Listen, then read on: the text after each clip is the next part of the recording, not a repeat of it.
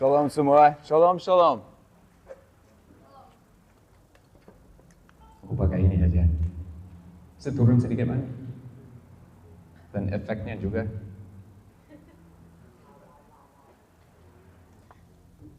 Shalom, sekali lagi. Mohon maaf, mari kita bangkit berdiri. Kita mau baca bersama-sama ayat ini ya. Dengan suara besar, 1, 2, 3. Ketika kamu pergi, sampaikanlah kepada mereka, kerjakanlah mereka, sembuhkanlah juga, bangkitkanlah orang yang mati, sembuhkanlah orang sakit kusta.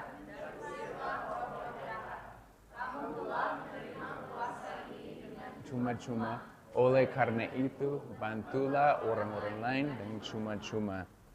Amin. Oke, kamu duduk kembali.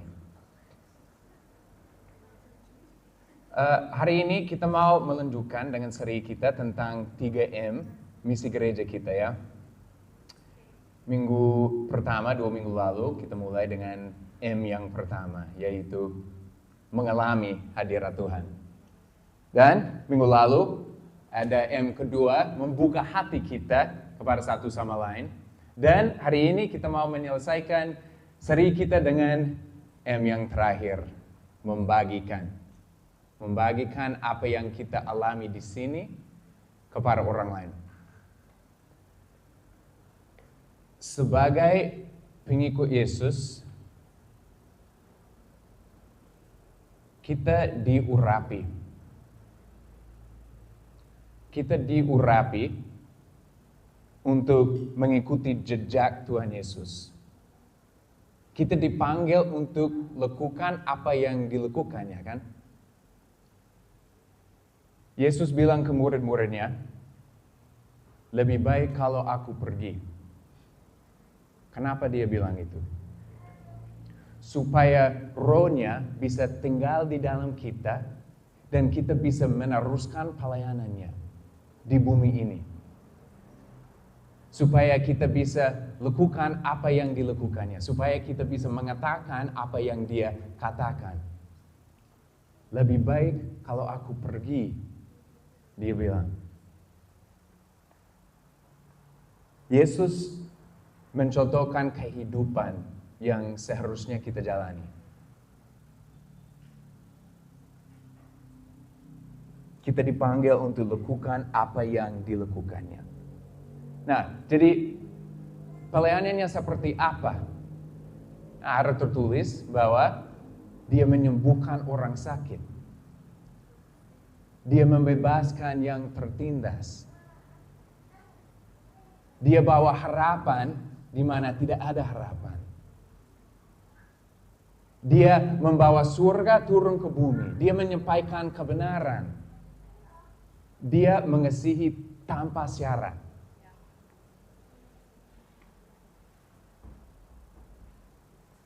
Nah, sebagian besar dari kita mungkin berpikir, itu masuk akal, dia adalah Tuhan. Tapi, kenapa dia memberitahu kita bahwa setiap orang yang percaya kepadanya akan melakukan semua pekerjaan yang dia lakukan, bahkan lebih besar lagi. Setiap orang yang percaya kepadanya, bukan cuman para rasul atau 12 muridnya.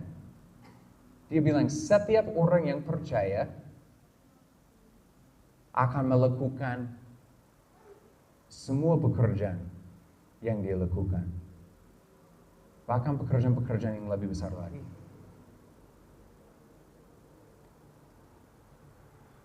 Semua ini ada di Alkitab. Ini bukan pendapatku aja kan. Kalau kita cari buku ini, kita akan ketemu bahwa kita mampu untuk meneruskan pelayanannya di bumi ini.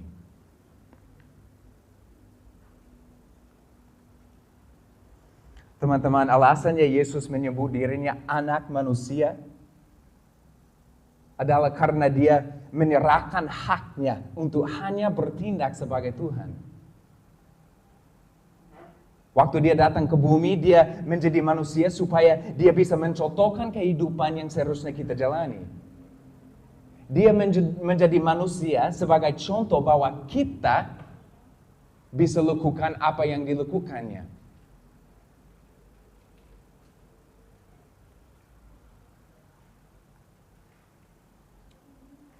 Yohanes 5, Yesus bilang, "Aku pastikan kepadamu bahwa si anak tidak dapat melakukan apa-apa sendiri." Kalau dia adalah Tuhan, kenapa dia tidak bisa lakukan semuanya sendiri, kan? Dia tidak bisa lakukan apa-apa sendiri. Dia bilang, dia hanya melakukan apa yang dia lihat bapaknya lakukan. Anak mengerjakan sama seperti apa yang dikerjakan Bapa. Dan kita seharusnya hidup seperti ini, kan? Kita lakukan apa yang kita lihat Bapa surgawi kita lakukan. Filipi 2. Ini tentang Yesus.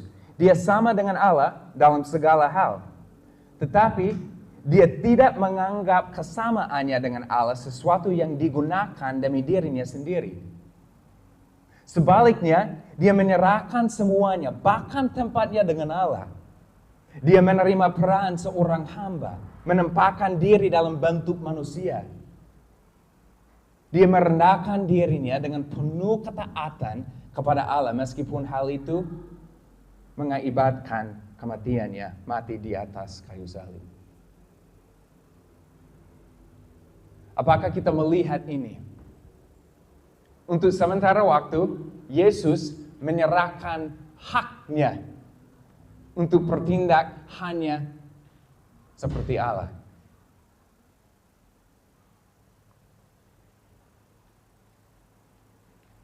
Dia dicobai seperti kita.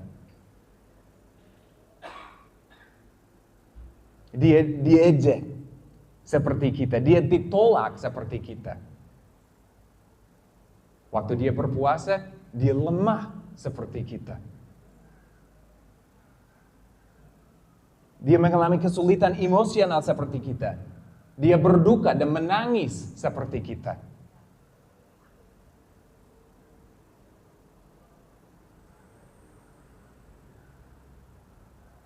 Namun bahkan dalam kemanusiaannya, dia tetap terhubung sempurna dengan Bapaknya. Melalui godaan dan kesulitan, dia tetap berkomitmen sempurna untuk melaksanakan kehendak Bapaknya.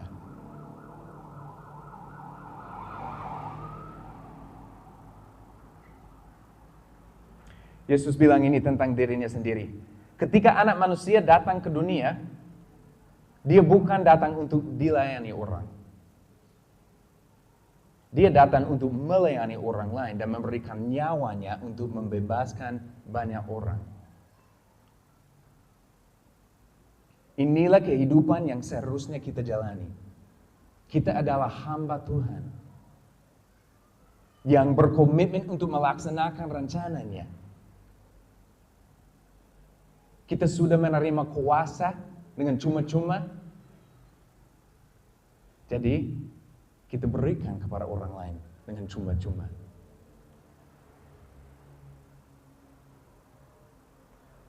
Alasannya membagikan menjadi bagian dari misi gereja kita adalah karena itu adalah misi Yesus. Yesus berkata, lebih baik kita memberi daripada menerima. Sebagai pengikutnya, kita melihat keluar. Kita berfokus pada perbaikan orang lain sebelum diri kita sendiri, kan? Kita melihat keluar.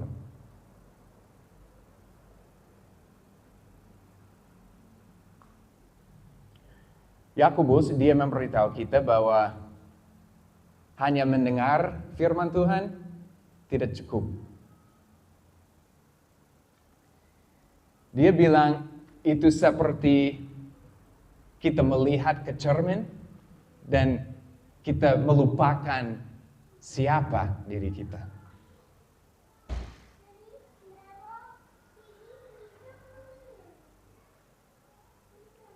Dia bilang, kalau kita tidak melakukannya, kalau kita tidak melakukan apa yang kita dengar, apa yang kita pelajari, itu seperti kita melihat ke cermin tapi lupa siapa diri kita. Jadi kita akan lupa apa identitas kita dan tujuan kita. Kalau kita tidak lakukan apa yang kita belajar. Mungkin ada banyak orang yang bingung karena Tuhan, kenapa aku kayak dengan rajin aku pergi ke gereja sekali seminggu, tetapi masih tidak punya tujuan. Aku masih sangat bergumul secara emosional. Aku tidak tahu siapa diriku. Yakobus bilang kalau kita tidak melakukan apa yang kita belajar, kita akan kehilangan identitas kita.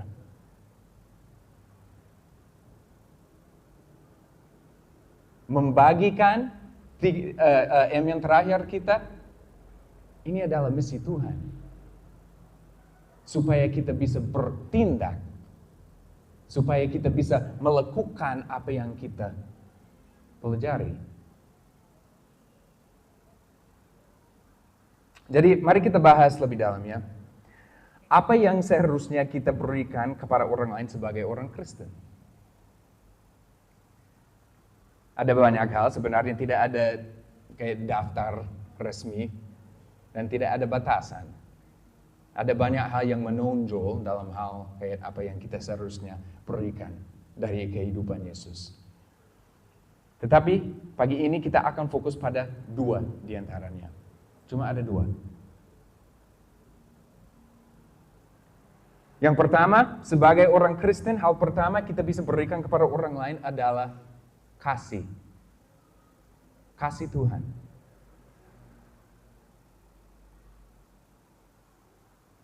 Kita mengasihi orang lain. Nah, kasih datang dalam berbagai bentuk dan kita tidak punya waktu untuk membahas semuanya. Namun aku ingin kita memahami bahwa kasih bukan sekedar memperlakukan orang lain dengan baik. Ada banyak orang baik di dunia ini. Ada banyak orang yang sangat ramah. Tetapi itu tidak berarti bahwa tindakan mereka mengerahkan orang lain kepada Yesus.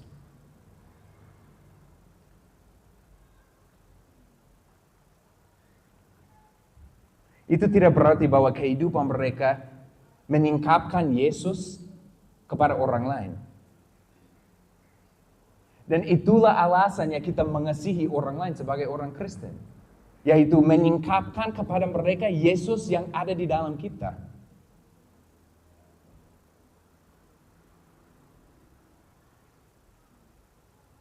Jadi apa itu kasih sejati dan bagaimana kita bisa membagikannya kepada orang lain? Pasti semua kita tahu ini kan. Ada slide ya.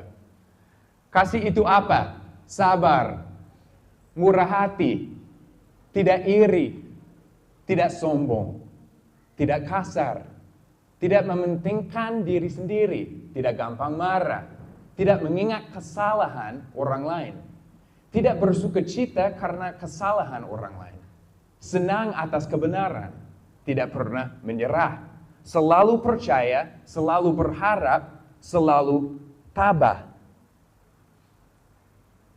Jadi lebih dari sekedar memperlakukan orang lain dengan baik, kasih sejati adalah pengorbanan.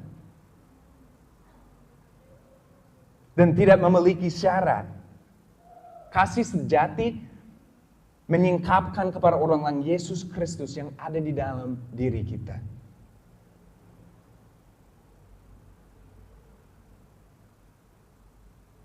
ketika kita hidup seperti ini, ketika kita membagikan kasih Yesus yang sudah diberikan kepada kita, kita menonjol, kita berbeda dari dunia.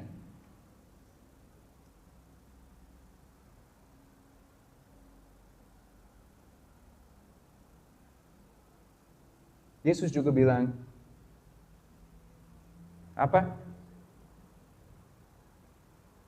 Sangat mudah bagi kita untuk mengasihi orang lain yang memperlakukan kita dengan baik.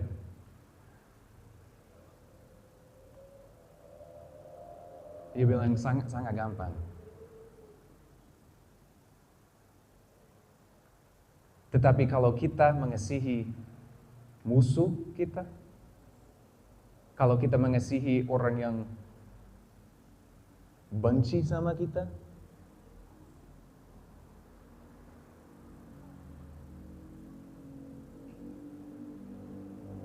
itu kasih sejati, itu kasih Tuhan.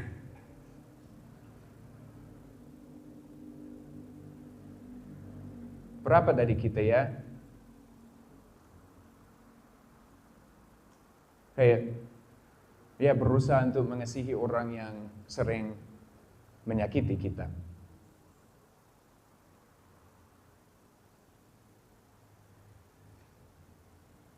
Berapa dari kita yang tidak mengingat kesalahan orang lain?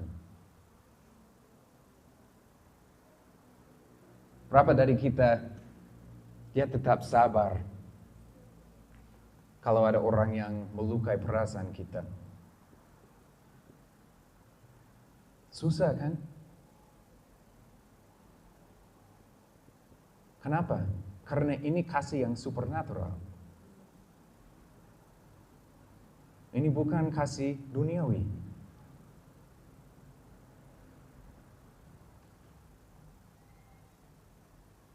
Jadi secara praktis bagaimana kita bisa melakukan ini dalam kehidupan kita sendiri? Nah, itu terserah kalian untuk mencari tahu. Tapi bagaimana saudara bisa secara pribadi bisa mengasihi orang lain secara radikal? Misalnya di tempat kerja.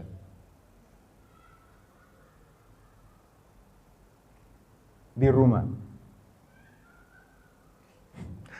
Apa hal spesifik yang bisa saudara lakukan minggu ini untuk menunjukkan kasih Yesus kepada seseorang?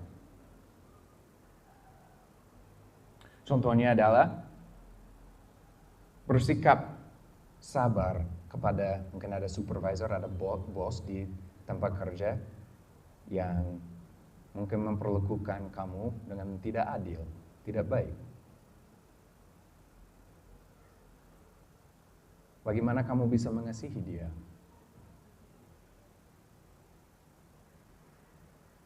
Ya, bisa berdoa bagi dia dalam hatimu, itu bagus.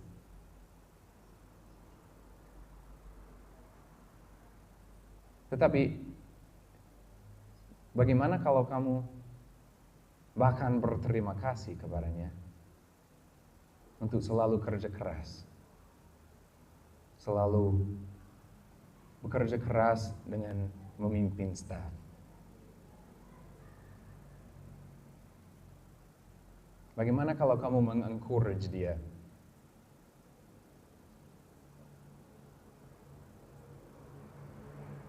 Susah kan?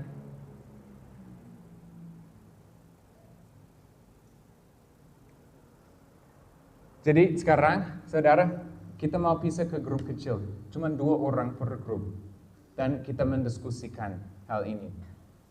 Dalam minggu ini, bagaimana kita bisa mengasihi orang lain secara supernatural dengan kasih ini. Kayak contoh yang nyata, yang real kan. Jadi mungkin berpikir tentang orang yang sering memperlakukanmu dengan tidak baik. Oke? Kita pisah ke grup kecil, 2 orang. Dan cuman kayak 2-3 menit ya. Silakan.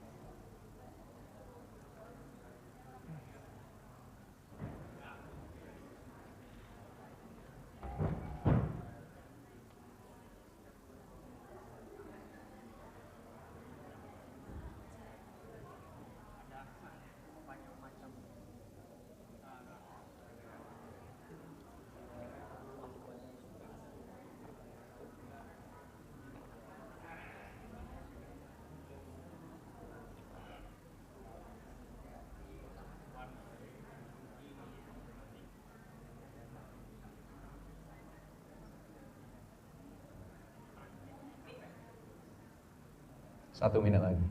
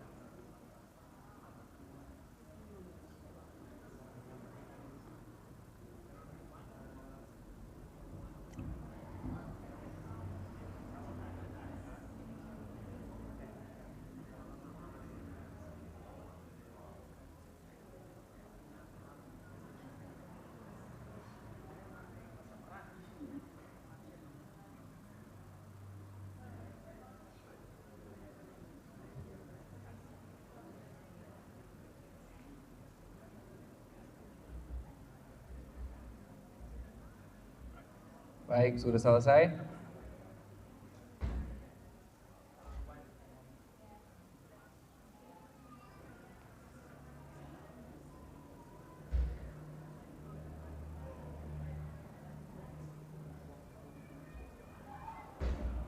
Baik, oke, semua kita kembali. Mari kita kembali.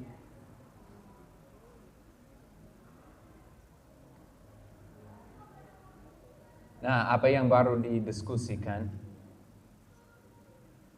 mari kita menerapkannya dalam kehidupan kita ya. Karena kasih seperti ini bisa mengubah seseorang. Dan bisa mengerahkan mereka kepada Yesus. Karena kita mencerminkan karakternya. Baik. Jadi hal kedua itu kasih yang pertama, tapi hal kedua yang kita bisa berikan kepada orang lain adalah kebenaran. Lebih khusus lagi, kebenaran Injil. Kebenaran Injil. Kenapa? Seperti yang didiskusikan minggu lalu, itu kebenaran yang membebaskan kita. Itu kebenaran yang menyelamatkan orang-orang. Tanpa kebenaran, kita tersesat, teman.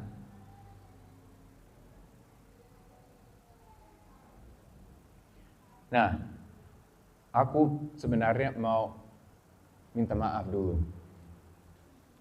Kenapa? Karena aku pikir mungkin aku sering kayak bicara tentang menginjili orang lain kan. Sering bicara tentang penginjilan. Tapi belakangan ini aku sadar bahwa mungkin aku sering menghakimi orang lain, orang Kristen lain yang tidak kayak sering menginjili orang lain. Aku juga sadar bahwa aku bahkan menghakimi diriku sendiri.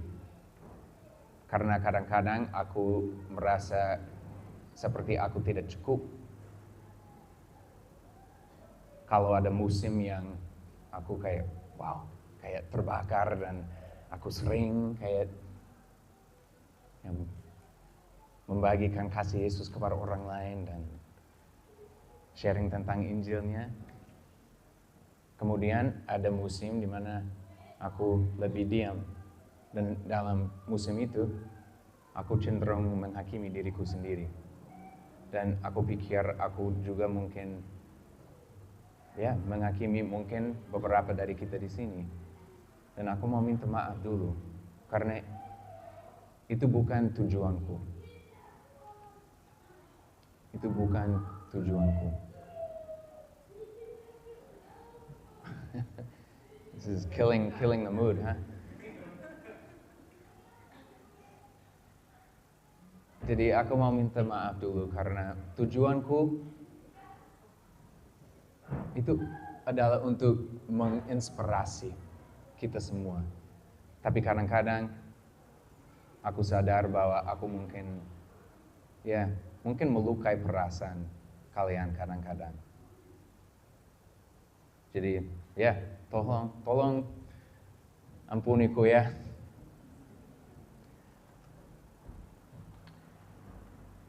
Meskipun demikian,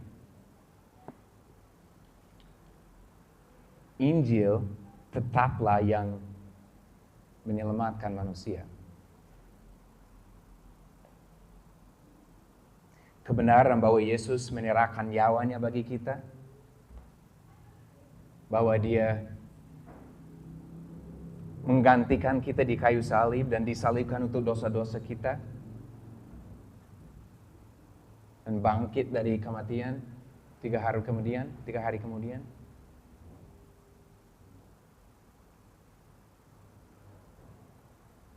Bahwa Dia adalah satu-satunya jalan menuju surga, menuju keselamatan. Itulah kebenaran yang memerdekakan kita. Itulah kebenaran yang membebaskan kita.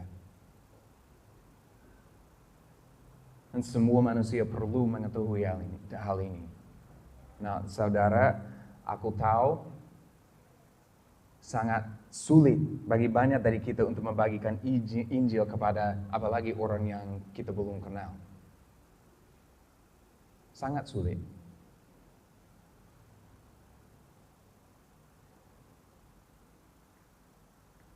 Sulit, canggung. Dan sebenarnya sudah dijanjikan di sini bahwa kita akan ditolak. Itu bukan perasaan yang enak kan?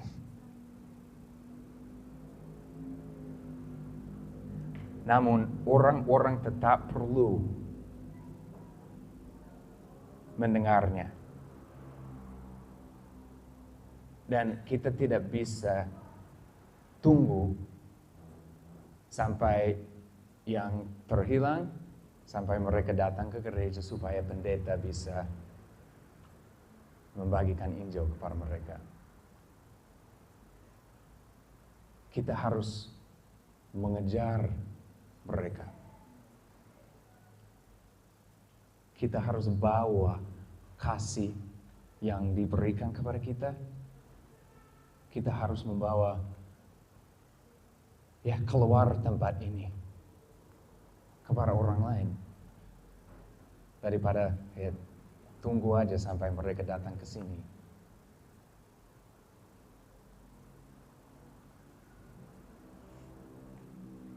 Yesus bilang bahwa pelayanannya adalah mencari dan menyelamatkan orang yang terhilang. Dan Dia juga bilang bahwa kita harus mengikuti jejaknya. Dia menyuruh kita untuk meneruskan pelayanannya.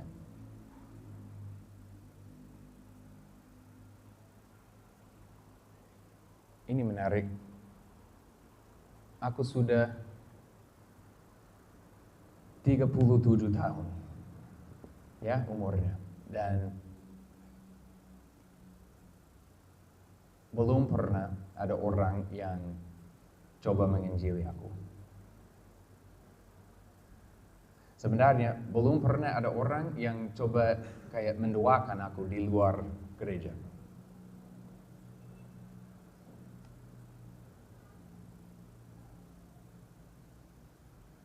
Jadi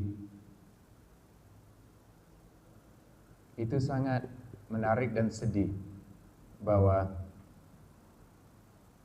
sudah 37 tahun yang sudah lewat, dan aku tidak pernah didoakan di luar gereja, dan tidak ada orang yang sudah coba kayak membawa Injil kepadaku.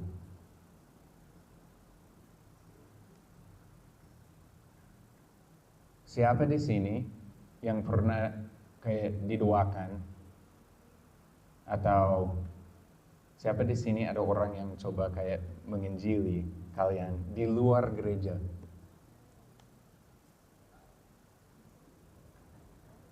Mungkin 4.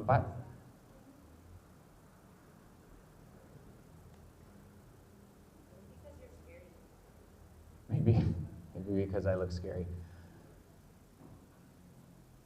Tapi itu menarik kan? Hampir 40 tahun. Dan aku berpikir, wow, mungkin semua orang kayak punya alasan yang sama untuk tidak menginjili orang lain. Untuk tidak mendoakan orang di jalan gitu.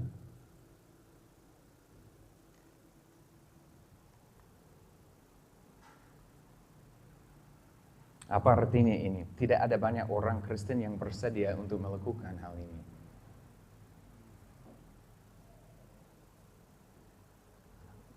Matius 9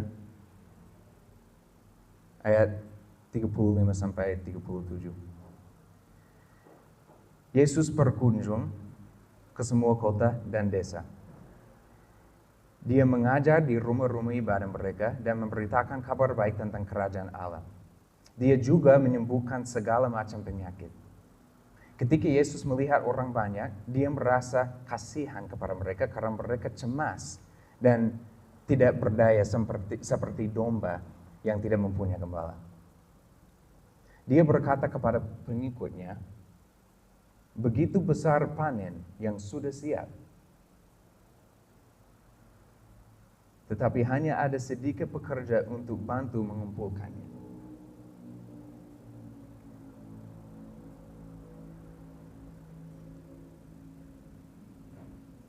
Saudara, ini masalah di masa lalu dan itu masih masalah sampai hari ini. Gak ada yang berubah. Pekerjanya masih sedikit. Dan panennya masih siap.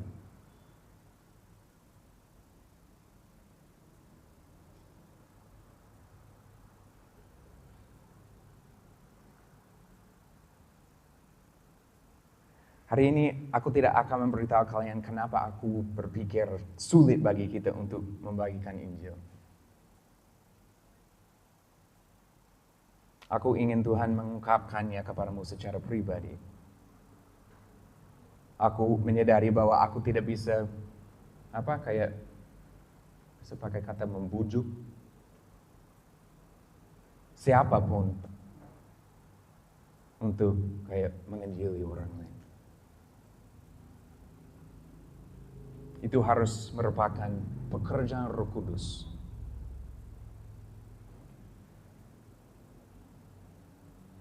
Aku ingin menjelaskan juga, kalau kamu tidak secara aktif membagikan Injil setiap hari, aku sangat mengerti. Aku sangat mengerti. Banyak dari kita memiliki karunia yang berbeda dan kita digunakan dengan cara yang berbeda, dengan cara yang unik sebagai orang Kristen. Namun, kekhawatiranku adalah bahwa Yesus ingin menggunakan banyak dari kita dengan cara ini, tetapi kita mengabaikan panggilannya.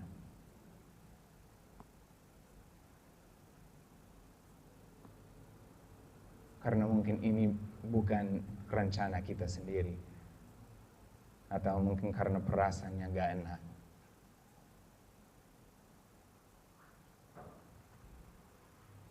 Yesus tidak berkata, pekerja sedikit, tapi gak apa-apa, begitulah.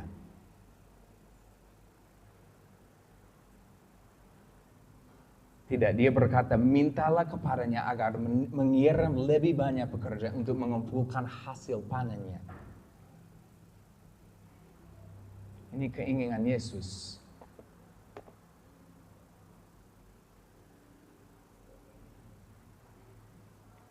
Dia tidak puas dengan jumlah orang yang sedang membagikan Injil.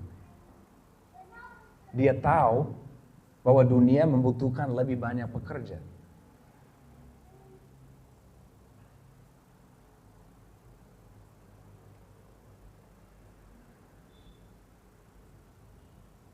Bagaimana kalau saudara adalah satu-satunya dari pekerja itu. Bagaimana kalau itu Ise atau Kevin atau Dinar yang sudah dipanggil?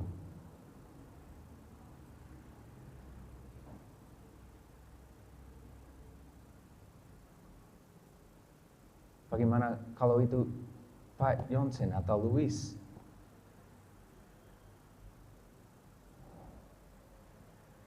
Yang sudah dipanggil. Tapi kita belum dengar aja, belum memahaminya.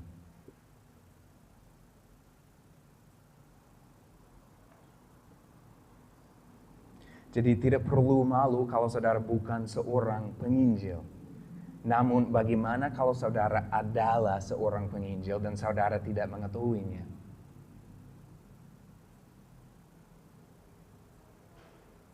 Bagaimana kalau terkadang kita memutuskan sendiri jalan hidup kita karena keinginan dan kenyamanan pribadi kita?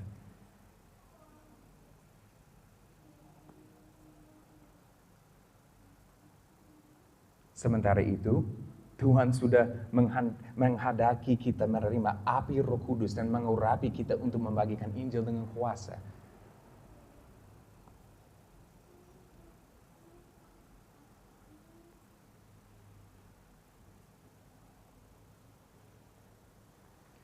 Saudara, kalau kita tangkap ini, kalau kita tangkap api ini dari Roh Kudus untuk membagikan Injil kepada orang lain, kalau hati kita terbakar karena orang yang terhilang, orang tersesat gitu,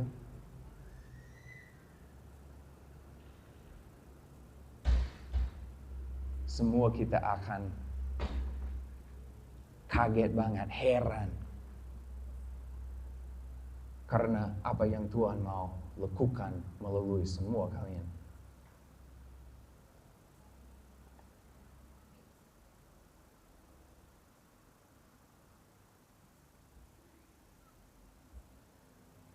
Kalau kita menerima apa yang Roh Kudus mau berikan kepada kita, hidup kita akan berubah.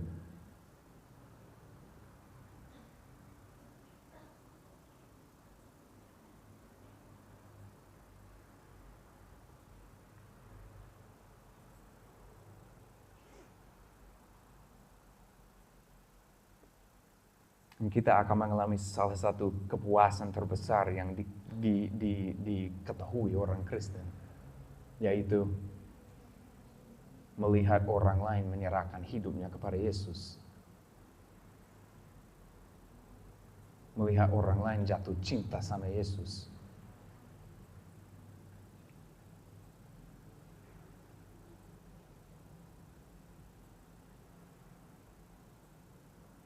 Melihat orang-orang menerima kebenaran Injil dengan pertobatan sejati adalah perasaan yang paling memuaskan yang pernah ada.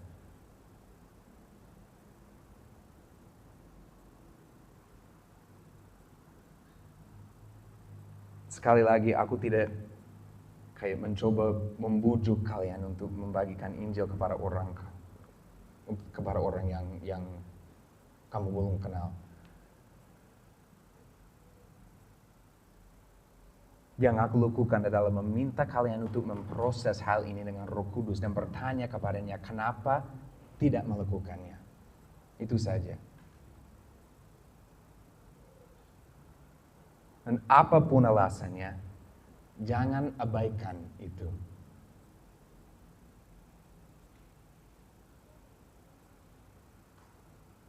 Banyak dari kita di ruangan ini diurapi untuk membagikan Injil.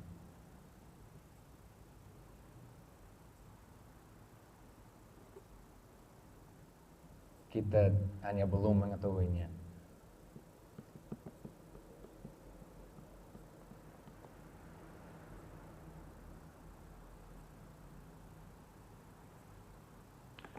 Jadi saudara, sebagai orang Kristen,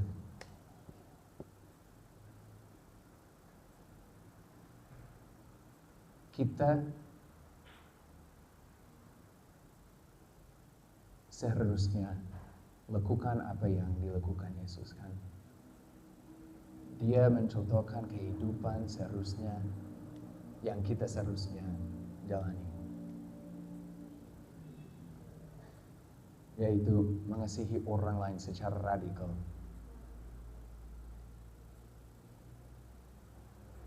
Yaitu mendoakan orang sakit. Yaitu membawa surga turun ke bumi setiap hari, dimanapun kita berada.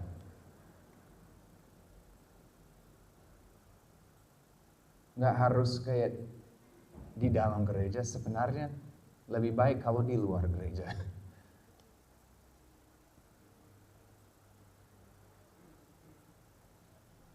Tempat ini supaya kita semua di sini bisa diperlengkapi.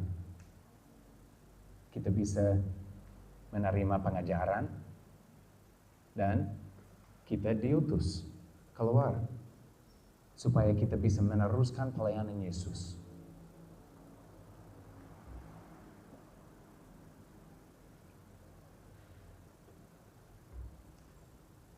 Jadi dua hal yang kita bisa berikan kepada orang lain minggu ini. Yang pertama, kasih sejati yang dideskripsikan di Alkitab kan. Dan yang kedua, kebenaran Injil. Mari kita berkomitmen ya untuk mengasihi orang lain dengan kasih Yesus.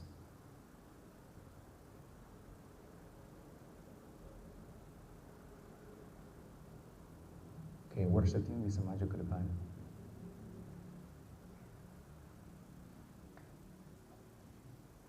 Sekarang aku mau kasih 2 menit. Kita ambil 2 menit. Dan mari kita memproses hal ini sama Tuhan sendiri, dalam hati kita sendiri.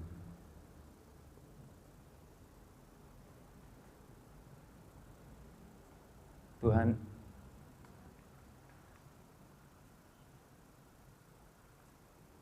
dalam hal praktis, bagaimana aku bisa meneruskan pelayanan-Mu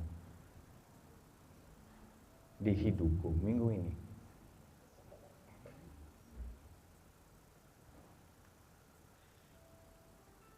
Ada orang yang aku bisa bagikan kebenaran,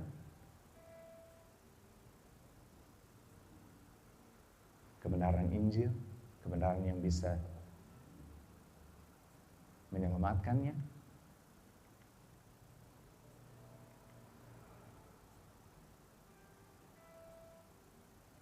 Ada orang yang aku bisa mengasihi tanpa syarat. Mungkin ada orang yang belakangan ini baru melukai perasaanku.